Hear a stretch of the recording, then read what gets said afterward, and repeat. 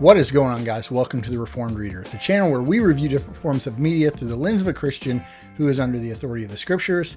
My name is Josh, and today I'm going to go over 26 books for 2026. Now, if you guys watched my previous video and last year's video where I did 25 books for 2025, you can see how poorly I did at that and how overly ambitious I was with my TBR. So, for the 26 books for 2026, I'm going to do something a little bit different, and not necessarily on purpose, but after looking at the list, once I had written it down, I realized there's quite a bit of a change here. So now these 26 books for 2026, I've kind of broken them down to where number 26 is sort of my lowest priority, with number 1 being the highest priority on the list. And so what I've kind of separated them. Numbers 16 through 26 are not like written in stone. They're probably, if I don't get to them, it's not the end of the world. Whereas books, I would say 11 through 15 are pretty hard yeses. Like these will most likely be read this year, almost certainly. And then with my top 10 being definites. So my top 10, I'm definitely going to be getting to this year, unless something crazy happens. And so we're going to start with the bottom of the list and work our way up, because we know how everybody likes to skip to number 1.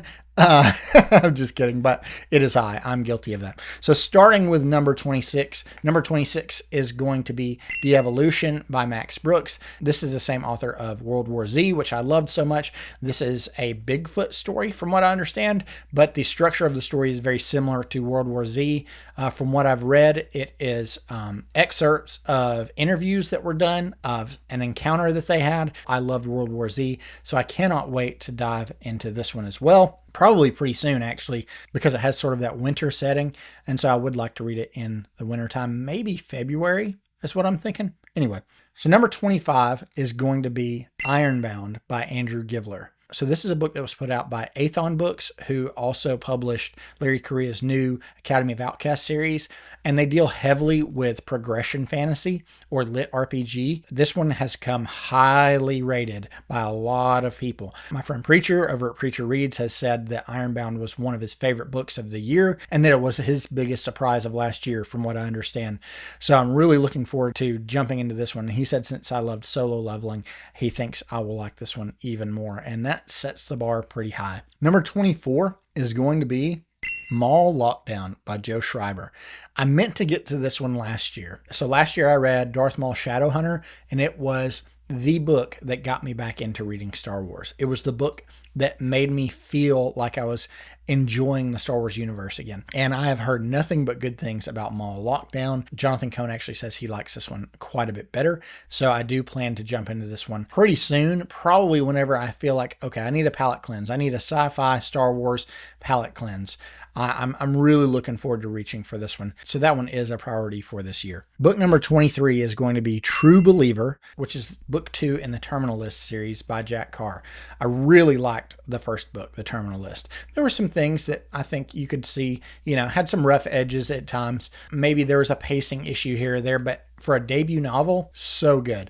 So True Believer, I'm really looking forward to continuing on in this universe. I don't know that I'll read a bunch in the Jack Carr series this year, but I do plan on at least getting to book number 2. Book number 22 on the list is Dragon Mage by M.L. Spencer. So this was one that had popped up on my 25 books for 2025 that I did not get to because of how thick it is. This is a pretty thick book. I received this as a gift for Christmas back in 2024 from my bride, so I do plan on getting to it. But I think I'm going to reach for this one when I want that dragon fantasy story where I can kind of do like a one and done story. So this one is a priority. It's not extremely high up on the list because this is one of those that's been on my shelves, and I know that at some point I'm going to hit a pretty hard reading slump. And it's that book that I know I'm going to be able to go, okay, I know I'm going to love this. And so I can pick it up and have a good time with it. So that's why it is number 22 on the list. So number 21 on this list is going to be a bit of a curveball, which is K-Pax by Gene Brewer. Now, the reason why I picked this book up, I found it in a thrift store a couple of years ago, but I absolutely loved the movie. The movie K-Pax is one of my favorite movies. The story is extremely extremely compelling. It is equally unique in that sense. This movie blew me away the first time that I saw it. And so when I saw it at Goodwill, I had no idea it was based on a book. So I picked the book up, and I do plan to jump into this one. It is a very short book, and if it is anything like the movie, I am going to absolutely love this. So this is one of those books that I picked up because of the movie, because of my love for the movie. And I really hope to be blown away by it, because this is one that I have never heard talked about on YouTube. And so I'm really looking forward to getting into K-Pax. Book number 20 on this list is going to be a new pickup for me, which is Batman Resurrection. This is by John Jackson Miller. I actually received this as a Christmas present from my family, and am really looking forward to jumping into this one. This is a Batman story told in the Michael Keaton universe, which is crazy and awesome. And this takes place immediately after the first movie. So in between Batman and Batman Returns, this is immediately after the demise of the Joker. I have heard nothing but good things about this duology from Jonathan Cohn, so I do plan to pick this one up pretty soon. I just haven't written it in stone yet where, but yeah, this is going to be one that I'm reaching for pretty soon. So book number 19 is going to be The River by Peter Heller. Yeah, this is another one that I probably would not normally pick up, but it has come so highly recommended to me by my brother Jordan over at First Line Library. I think he said Peter Heller is his favorite author, if not one of his favorite authors, and that this is his favorite novel from him, with the recommendations he gave me last year with These Silent Woods and Weird Space, and both of those ended up on my top 10 list. How could I not pick this up? I don't know anything about it, and I plan to keep it that way. I really want to go in blind. I found it at a thrift store for $1.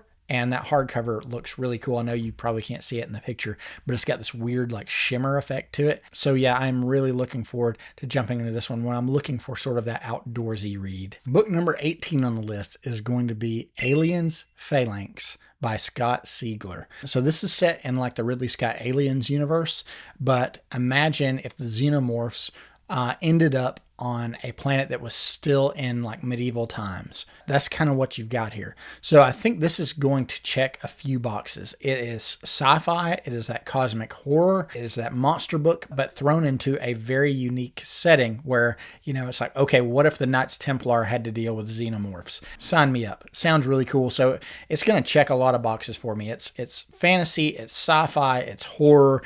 It's suspense. Really looking forward to this one. Out of all of the Alien books that I have read and own, this one takes the cake as far as the one that has piqued my interest because it is so unique. So I'm really looking forward to diving into this one and to seeing what Mr. Siegler has to offer. Book number 17 is a series that I plan to read the first trilogy this year. I will at least read the first book, and that is Rise of the Ranger by Philip C. Cointrail.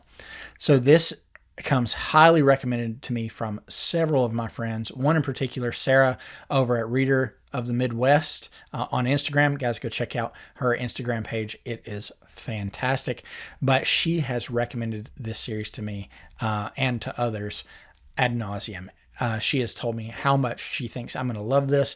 It's classic fantasy with a modern twist to it. That really sounds intriguing. The covers are crazy cool. And on top of that, Broken Binding is putting out this sick special edition of the entire series of 10 books, I think is what it is. And then he has like a prequel series and maybe a sequel series.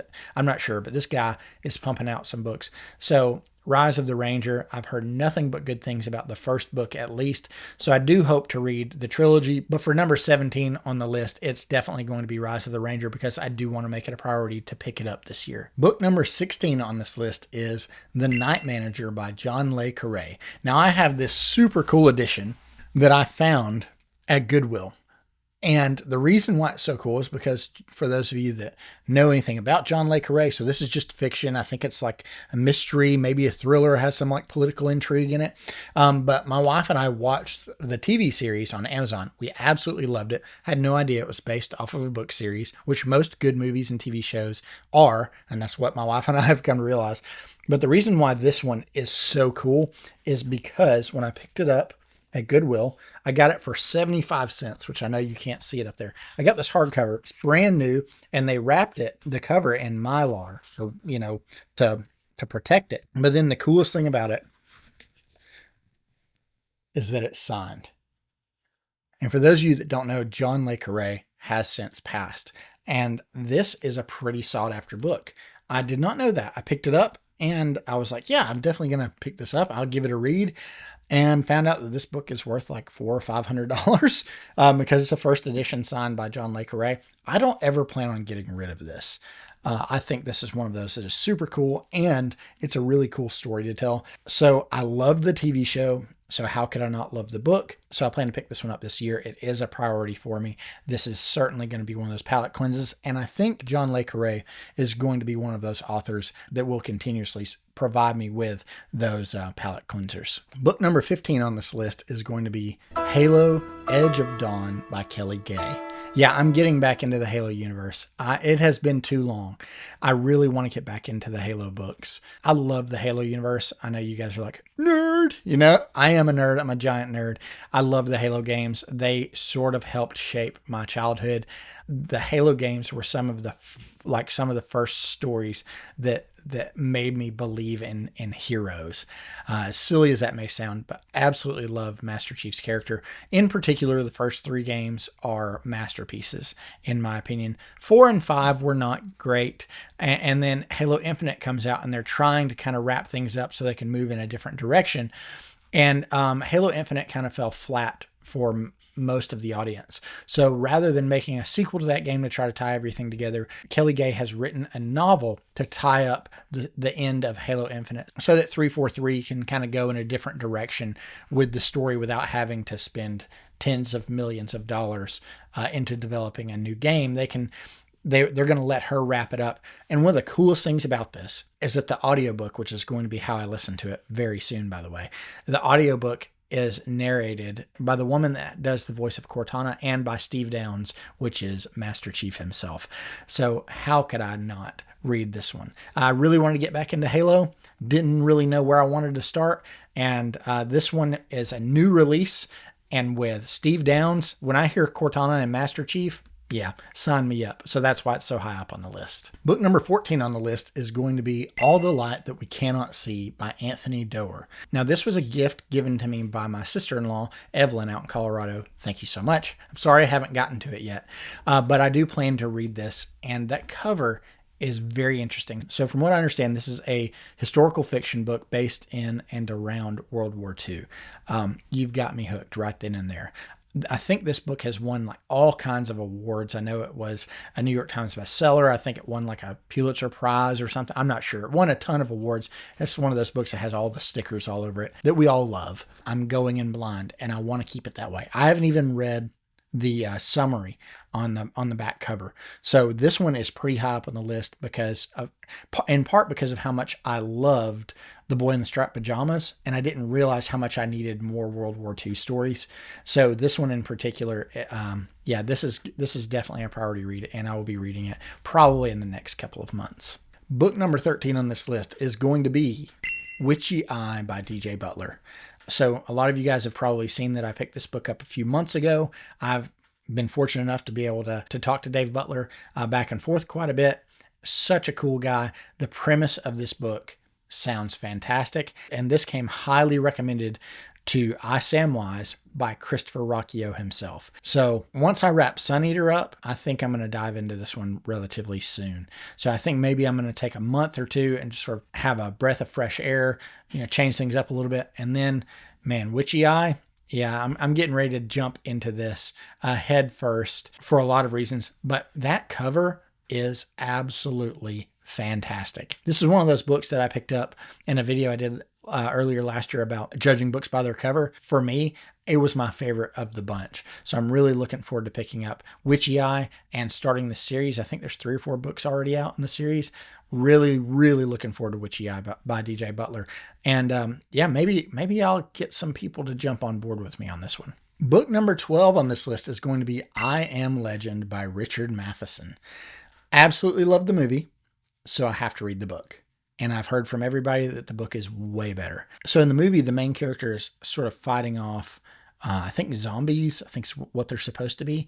But apparently in the book, they're more vampiric in nature. So we're following a geneticist, I think, after like a post-apocalyptic world that's I think vampires have kind of taken over, but they're not these like real cunning, real intellectual vampires that you would normally get. They're more zombie-esque as far as their intellect goes, and they've just become predators. From what I understand, the main character is basically the last living person in New York City. So this is going to be that horror read. Also, I think it's only like 110 pages. So this one has made it way high up on the list. When I was making this list, started looking at page count, and when I saw this, I think it jumped like 5 or 6 spots.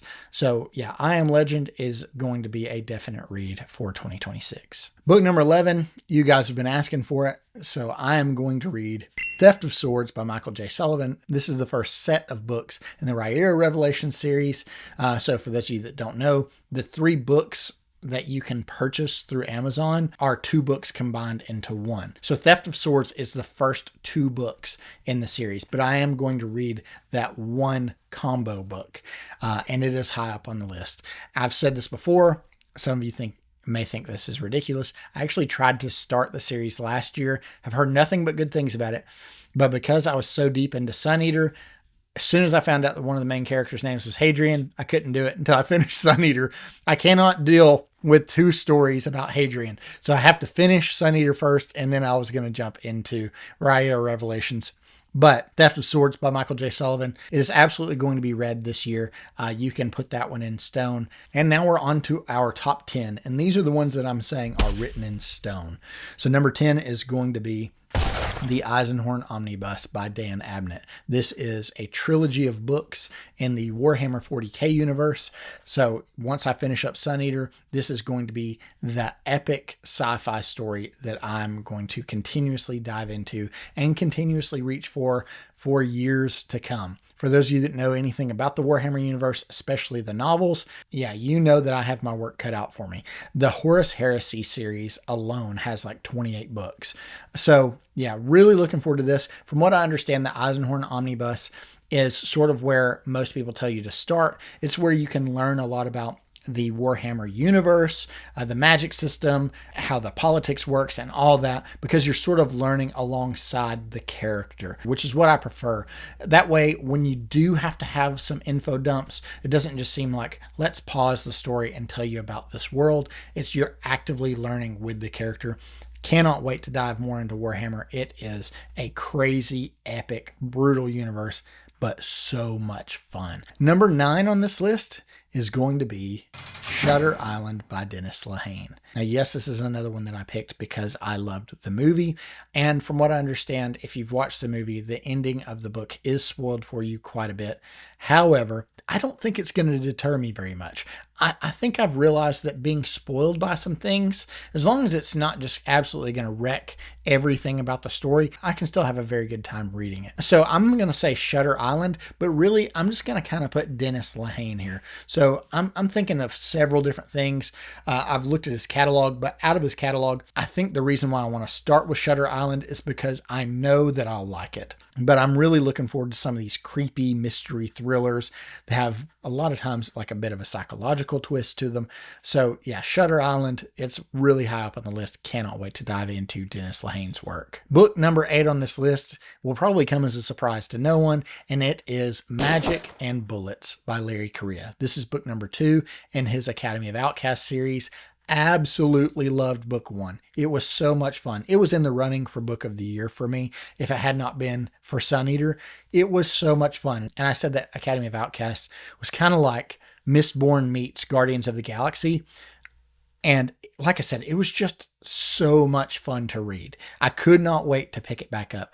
So seeing the sandbox that Larry Correia has set up for his characters to play in, this is going to be awesome. And from what I understand, he actually had so much fun writing book 1 that he just wrote straight through and wrote the first 2 books.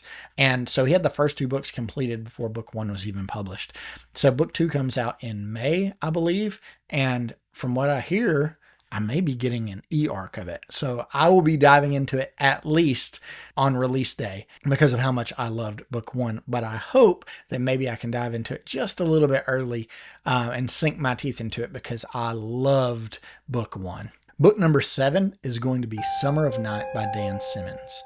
So from what I understand, this is a coming of age book with some looming dread horror. So if you were to look this book up, it would be labeled as horror. From what I understand, they said there's a lot of similarities to It as far as the coming of age goes. I've actually heard some people say that Dan Simmons does coming of age better, but without all of the more explicit things that are included in It. And for those of you that know, you know. From what I understand, it's sort of like the Goonies get together to try to face off against a monster that is terrorizing small town USA in the 60s or 70s, I believe. So this is going to be one that I actively want to read in the summer. This is going to be my main summer read. Really looking forward to it. And I hope that I can hold out till then, because I've really been wanting to pick this up, especially reaching outside of the science fiction fantasy genre and moving into some more horror books. I've come to realize that the horror books that I do enjoy are not blood and guts kind of stuff, or not like jump scare kind of stuff. It's that looming dread that you get from like Dracula and Frankenstein. So that's why Summer of Night by Dan Simmons is so high up on the list. Book number 6 on this list is going to be Malice by John Gwynne, and really the entire Faithful and the Fallen series. So Faithful and the Fallen is my priority series for 2026. Now, if you're wondering, but it's number 6 on the list, yeah, just wait. But yeah, I had planned on starting Malice last year, didn't get around to it, so I will be reading Malice probably in February, and I hope to read one book a month until I'm finished with the series. I may leave a gap in there, may do one every other month or something like that, just to give myself, some time to take a breath in between these big books, because they are all very thick. But from what I understand, everybody that has read Bloodsworn and Faithful and Fallen, they've all said that they prefer Faithful and the Fallen. So really looking forward to jumping into Malice very soon. Book number 5 on this list is going to be Demon Copperhead by Barbara Kingsolver. This one was pretty intriguing to me when it came out, but after reading Ordinary Grace, I've realized that I need more books like that. I need more personal, just literary type of fiction books in my life. And I've heard that this one is going to wreck me pretty bad. I don't know a ton about it, but I know enough, and I don't want to get into a lot of it because I don't want to spoil it for anybody else. But from what I understand, this is a book about a young boy named Demon Copperhead that is dealing with a lot of abuse type stuff in an abusive home in various ways. Wild as it may sound, I've heard that this is one of the best books that people have ever read. So really looking forward to Demon Copperhead. Book number 4 on this list is going to be American Paladin by Larry Correia.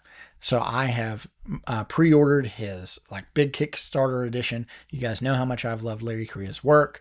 And after reading Death Sacrifice, he gave us just enough of a taste of what's to come with American Paladin. Yeah, I'm really looking forward to this one. It's like Monster Hunter, but rather than having an infinite budget, it's one guy with a Toyota Tacoma and a deer rifle, pretty much, trying to hunt down monsters.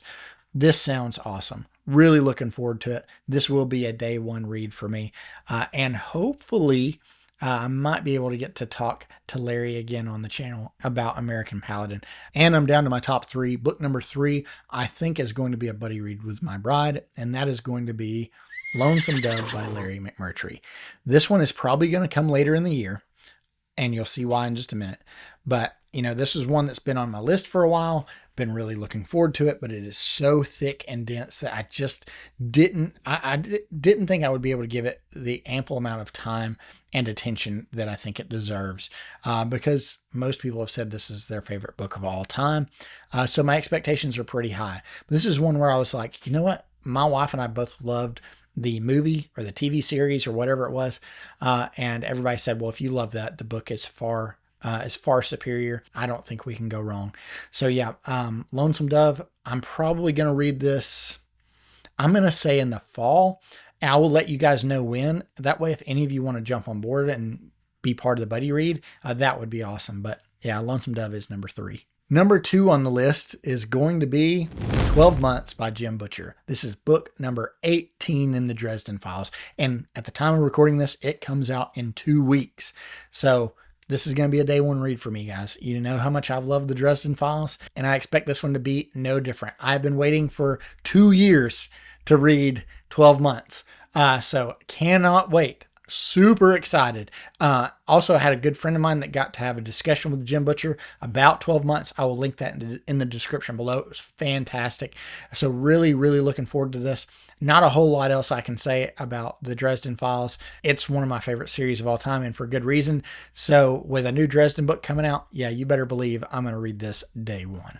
And my number one most anticipated read of 2026 is going to be The Godfather by Mario Puzo. Yes! Yes! Yes! Yes! Yes! Yes! Yes! Yes! Yes! Yeah! And this will also be a buddy read with my bride. So we both loved the movie. I had seen it before, she had not, and we watched it, I believe, last year, and I was really surprised with how much she liked it. And I think she was too, because it's not her typical movie that she tends to gravitate towards. But we both loved that movie. And again, I've heard how much everybody loves the book so much more. So we were like, why don't we do another buddy read? And she actually brought up The Godfather. So this one is going to be an excellent buddy read. And I think we're going to try to read this probably around April or May. Again, I will let you guys know. That way, if any of you want to jump on board, please feel free. We'd love to have you. But yeah, The Godfather by Mario Puzo, my most anticipated book of the year. So guys, that is 26 books for 2026. Some of you may have noticed that only about half of them are sci-fi and fantasy, and the other half are kind of just literary fiction, a little bit of horror, some suspense, some thrillers in there. And it's because I think I have set my expectations more realistically this year. I've included in here a lot of palate cleansers and things that maybe I wouldn't otherwise reach for. But I'm also realizing that my tastes are starting to change a little bit. Not that I don't love sci-fi and fantasy. I do love it. But I do want something else, and sometimes something more. I don't always want wizards and dragons or lightsabers and blasters or whatever. Sometimes I just need a good coming of age story, or a good thriller, or a good mystery, or whatever. If you guys go back and look, like I said, only about half of them are sci-fi and fantasy. So this is going to be a very interesting year for me. Now, is this the most exciting list in the world? Probably not. I don't have all the huge series and all the most popular books and all that stuff on here, but I do have a lot on here that I am really, really looking forward to, and I think it's going to make for an excellent reading year. So thank you guys again so much for watching. I will keep you updated on whether or not I'm able to finish these. My video about my 2025 TBR update was hilarious because of how few books that I read. So really looking forward to jumping into these books this year. Guys, let me know down in the comment section below, what are some books that you guys are looking forward to, or let me know if you guys would like to jump in and read these with us as a buddy read. Guys, again, thank you so much for watching. I appreciate each and every one of you, and I will see you on the next one.